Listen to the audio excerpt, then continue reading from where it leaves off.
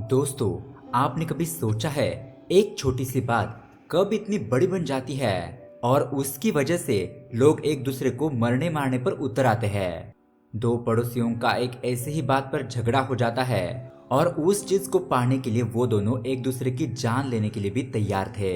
अब उनके बीच ऐसा क्या हुआ जिसकी वजह से वो जानी दुश्मन बन गए और अंत में क्या इन लोगों को अपनी गलती का एहसास होगा या फिर वो दोनों एक दूसरे को मार ही डालेंगे। यही देखेंगे हम आज की सस्पेंस और थ्रिल से भरी कहानी में। दोस्तों, ये मूवी हाल ही में रिलीज हुई है और लोगों को बहुत ज्यादा पसंद भी आ रही है।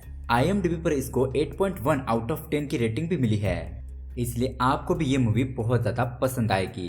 तो दोस्तों, आप भी ऐसे ही सस्पेंस और थ्रिल से भरी हुई मूवीज को देखना चाहते हैं तो हमारे चैनल हॉरर बॉक्स हिंदी को सब्सक्राइब जरूर कीजिए। तो चलिए शुरू करते हैं आज की कहानी। कहानी की शुरुआत होती है ईश्वर नाम के एक यंग लड़के से। दोस्तों, ईश्वर IT इंजीनियर है और फिलहाल वो अपने परिवार के लिए रेंट पर एक घर ढूंढ रहा है। उसके बाद हम ईश्वर की वाइफ को देखते हैं जिसका नाम है अतिका। अतिका की बात करें तो वो कॉलेज में असिस्टेंट प्रोफेसर की पोस्ट पर काम करती है, लेकिन फिलहाल अतिका प्रेग्नेंट है और उसका बच्चा जल्दी होने वाला है, इसलिए उसने कुछ महीनों के लिए छुट्टी ली है। यहाँ पर हमें पता चलता है कि ईश्वर अपनी वाइफ अतिका से बहुत ज्यादा प्यार करता है और उसको कभी भी किसी चीज के लिए मना नहीं करता। उसके बाद हम देखते हैं बहुत जगह पर ढूंढने के बाद ईश्वर को एक रेंट पर अच्छा सा घर मिल जाता है और कुछ ही दिनों में वो दोनों उस घर में शिफ्ट हो जाते हैं। यहाँ पर हम देखते हैं अतिका और ईश्वर जिस घर में रह रहे थे वो 2 मंजिला घर था। घर के ऊपर वाले कमरे में ईश्वर का परिवार रहता है और उनके नीचे रहता है एक पड़ोसी। अब अतिका के कहने पर ईश्वर और अतिका खुद उन पड़ोसियों से मिलने के लिए चली जाती है। अब यहाँ पर हमें ईश्वर के पड़ोसियों के बारे में बताया जाता है। इन अंकल का नाम है इलम परुथी, जो कि वहाँ के पंचायत ऑफिस में काम करते हैं और ये एक बहुत ही कंजूस आदमी होता है। लेकिन इलम परुथी की उस एरिया में बहुत ज्यादा इज्जत है क्योंकि वो एक ईमानदार ऑफिसर है। उनकी पत्नी का नाम है पार्वती, जो कि हाउसवाइफ है, और उनकी बेटी का नाम है अपर्णा, जो कि इंजीनियरिंग कॉलेज में पढ़ाई करती है।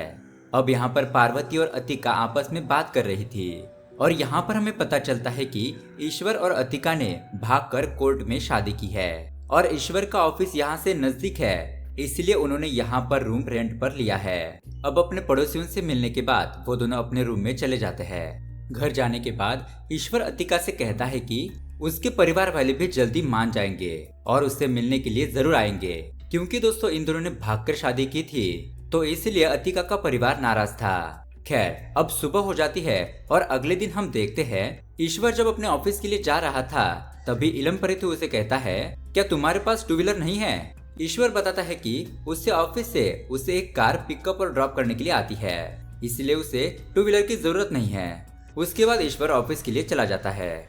अब हम यहाँ पर इलम परुथी के साले से मिलते हैं, जो कि अपने जीजा से मिलकर टॉयलेट बनाने का कॉन्ट्रैक्ट मांगता है, लेकिन इलम परुथी अपने साले को इग्नोर करके ऑफिस चले जाते हैं, क्योंकि दोस्तों वो जानते थे कि उनका साला इस कॉन्ट्रैक्ट में कुछ झोल झपाटा जरूर करेगा और वो खुद बहुत ज्यादा ईमानदार थे, इसीलिए वो ये कॉन्ट्रैक्ट उसे नहीं देना चाहते थे। खैर, अब कुछ दिन बीत जाते हैं, सब कुछ ठीक चल रहा था। ईश्वर और उसके पड़ोसी बहुत ही हंसी खुशी रह रहे थे। ऐसे ही एक दिन ईश्वर अतिका को हॉस्पिटल चेकअप के लिए ले जाता है। तब उन्हें टैक्सी नहीं मिलती, इसलिए ईश्वर को ऑटो से जाना पड़ता है। तब ईश्वर काफी डर रहा था क्योंकि उस ऑटो से काफी झटके लग रहे थे। और अब हॉस्पिटल में चेकअप करने के बाद डॉक्टर उन्हें बताते हैं कि अब डिलीवरी के लिए केवल 2 महीने बचे हैं, उनको बहुत ज्यादा ध्यान रखना होगा। तब ईश्वर रास्ते में अतिका और अपने होने वाले बच्चे के बारे में सोचता है और न्यू कार EMI पर लेकर आता है ताकि अतिका को हॉस्पिटल ले जाने में कोई दिक्कत ना हो।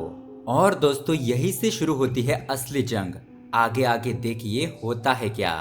इधर इलम परुथी का साला उसके घर पर अपनी बहन से वो कॉन्ट्रैक्ट मांगने के लिए आता है, लेकिन पार्वती उसे मना कर देती है क्योंकि उसका पति किसी की भी नहीं सुनता। उसके बाद यहाँ पर ईश्वर जैसे ही नई कार लेकर आता है तो इलम परुथी उस कार को देखकर चौंक जाता है। अब वहाँ पर पार्किंग के लिए बहुत ही कम जगह थी। इलम परुथी को अपनी बाइक साइड में लगानी पड़ती है ताकि ईश्वर अपनी नई कार को अच्छी तरीके से पार्क कर सके। ये देखकर इलम परुथी को थोड़ा सा बुरा लगता है। अब अगले दिन इलम परुथी जब पंचायत ऑफिस के लिए निकलता है तब आसपास के लोग उसे बधाई देने लगते हैं उसकी नई कार के लिए। लेकिन उन्हें पता नहीं था कि ये कार उसकी है।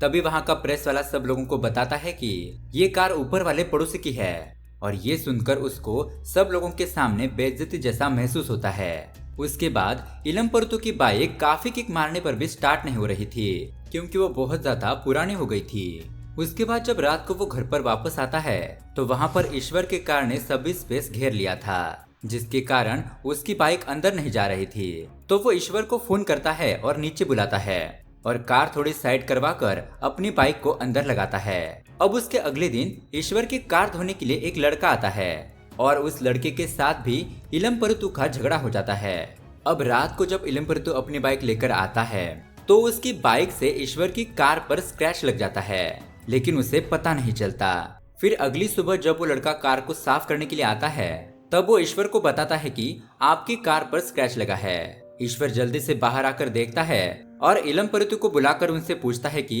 क्या ये स्क्रैच आपसे तो नहीं लगा, लेकिन वो मना कर देता है। थोड़ी देर बाद जब ईश्वर उसकी बाइक को देखता है तो उसमें कार का पेंट लगा हुआ था, जिससे कि उसे समझ में आ जाता है कि ये स्क्रैच उसी की वजह से लगा है। ये देखकर इलमपर्तु कहता है कि गलती से लग गया होगा, उस वक्त उसे पता नहीं चला और वो उसके पैसे भर देगा।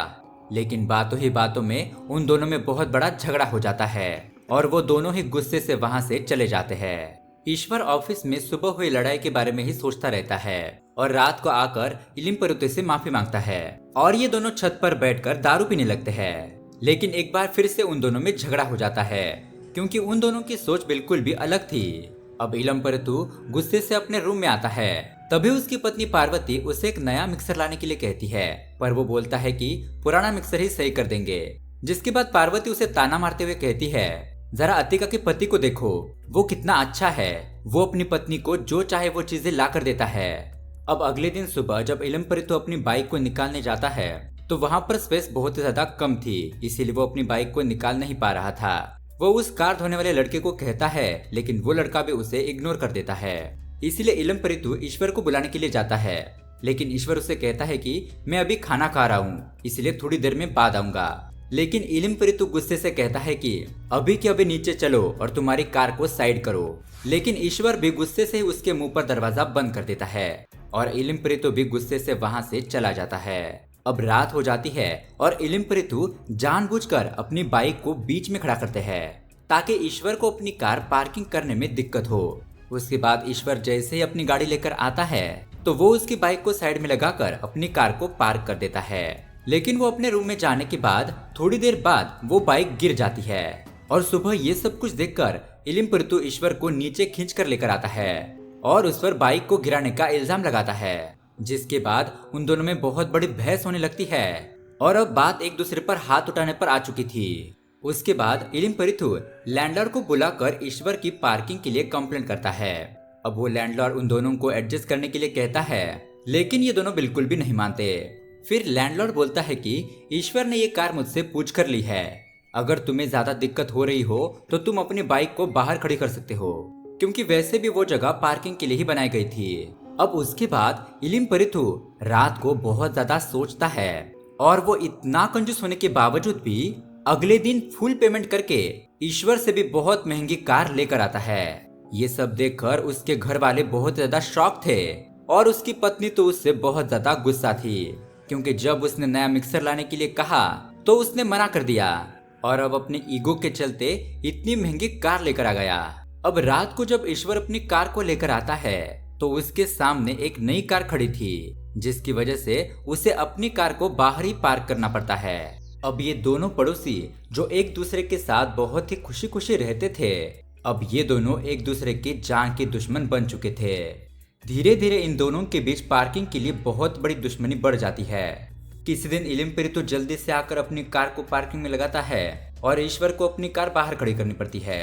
तो किसी दिन ईश्वर जल्दी से आकर अपनी कार को पार्क कर देता है और वो कुछ दिनों तक अपनी कार को बाहर भी नहीं निकालता। वो कैब लेकर ऑफिस में जाता है। इस वजह से इलमपर्तु को अपनी कार बाहर ही खड़ी करनी पड़ती है।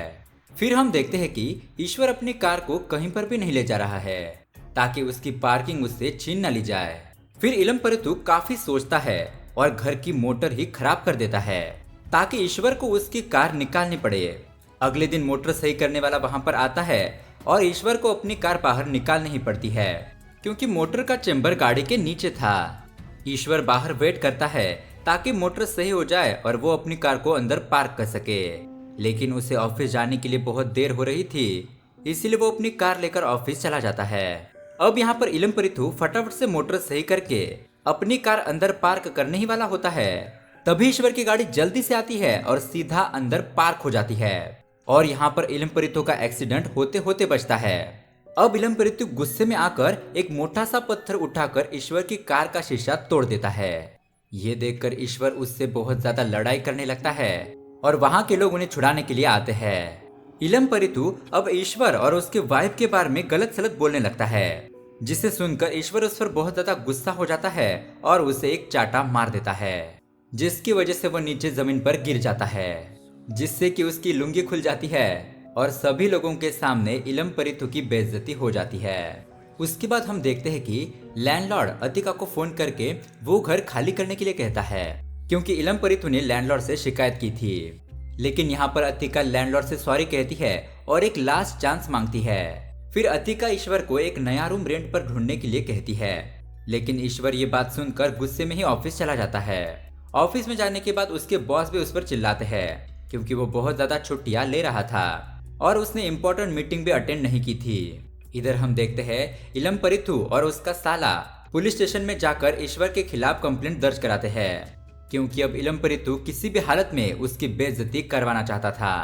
अब रात को जब ईश्वर घर पहुंचता है तो वो थोड़ा शांत हो जाता है और अपनी पत्नी अतिका से माफी मांगता है और वो नया घर ढूंढने के लिए तैयार हो जाता है।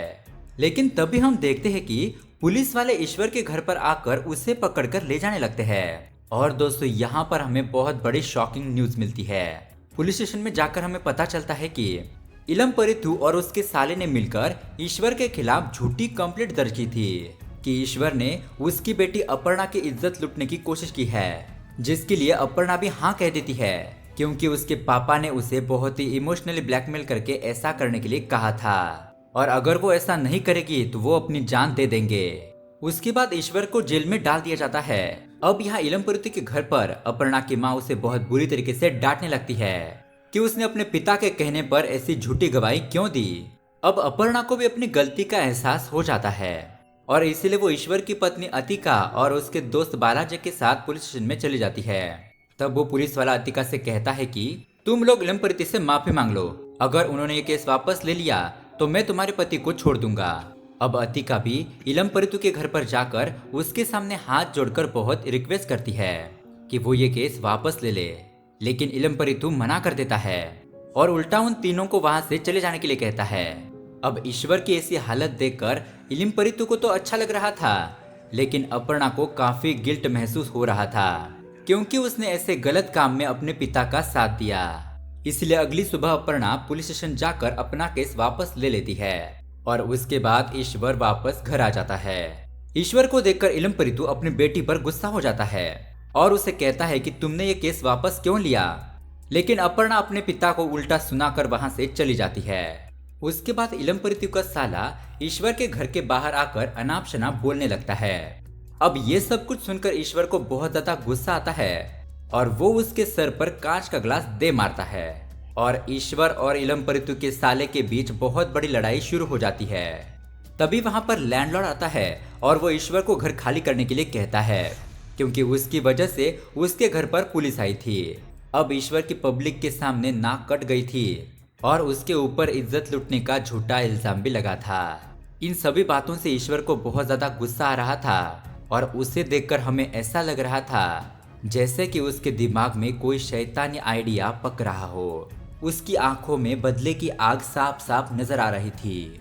अब अगली सुबह इलम परीथु देखता है कार पार्किंग खाली है और वो सोचता है कि वो जीत गया और वो अपनी कार से ऑफिस चला जाता है। लेकिन दोस्तों ईश्वर उसका पीछा कर रहा था, मतलब उसके दिमाग में जरूर कुछ न कुछ चल रहा था। अब उसके कुछ दिन बाद इलम परीथु अतिका के पास जाकर उससे माफी मांगता है कि उसने ईश्वर के साथ बहुत गलत किया और उसे अपनी बेटी का इस्तेमाल नहीं करना चाहिए था।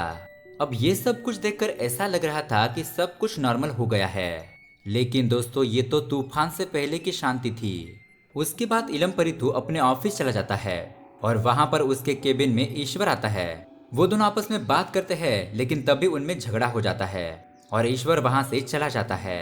अब इलमपरितु को शक होता है कि ईश्वर उसके ऑफिस में क्यों आया था, और वो जैसे इधर उधर थोड़ा चेक करता है तो उसे वहाँ पर पैसों से भरा हुआ एक लिफाफा मिलता है। इतने सारे पैसों को देखकर वो बहुत ज्यादा घबरा जाता है और उन पैसों को छुपा देता है। तभी वहाँ पर कुछ ऑफिसर की कार आती है और वो उस ऑफिस का पूरा डिपार्टमेंट छान मारते हैं, लेकिन उन्हें वहाँ पर कुछ भी नहीं मिलता। दरअसल दोस्तों, इलमपरितु ने सारे पैसे फैन के ऊपर छुपा दिए थे और लाइट जाने के कारण फैन बंद था। अब उन ऑफिसर को वहाँ पर कुछ भी नहीं मिलता, इसीलिए वो वहाँ से जाने लगते हैं। लेकिन तभी वहाँ पर लाइट आ जाती है और वहाँ पर नोटों की बारिश होने लगती है।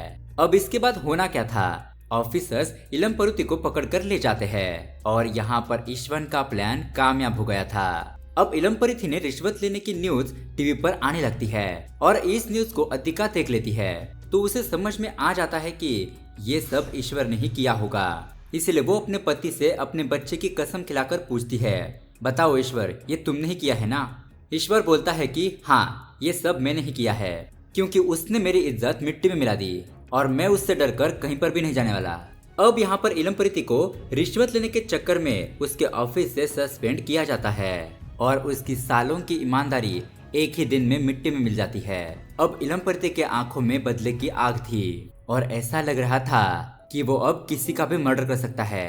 उसके बाद हम रात को देखते हैं, इलमपरितु ईश्वर के गाड़ी के टायर के नट बोल्ट ढीले कर देता है, लेकिन तभी गलती से कार का सायरन बज जाता है और वो वहीं पर छुप जाता है। फिर ईश्वर वो आवाज सुनकर नीचे आता है तो वहाँ पर उसे कोई भी दिखाई नहीं देता, इसलिए फिर से लौट जाता है। उसके अगले दिन अपने कार से ईश्वर अपनी वाइफ को लेकर डॉक्टर के पास जाता है, लेकिन बीच रास्ते में ही अचानक उनकी कार का टायर निकल जाता है और वो और उसकी वाइफ दोनों ही मरते मरते बचते हैं। हॉस्पिटल पहुंचने के बाद डॉक्टर उन्हें बताते हैं कि आपका बच्चा तो सेफ है, लेकिन आपको बहुत ज्यादा ध्यान रखना होगा।